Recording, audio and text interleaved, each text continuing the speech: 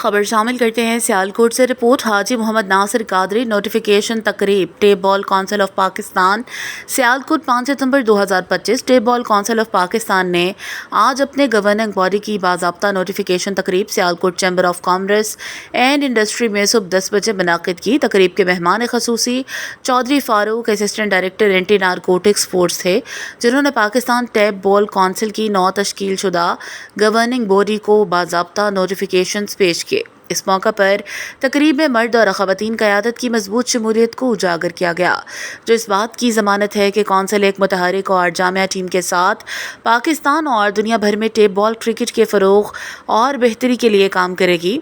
Council کے نمائندگان نے اس موقع پر خطاب کرتے ہوئے اس عزم کا اظہار کیا کہ وہ مرد و خواتین ٹیپ بال کھلاڑیوں کی بھرپور سرپرستی کریں گے اور انہیں گراس روٹ سے پروفیشنل سطح تک مواقع فراہم کریں گے۔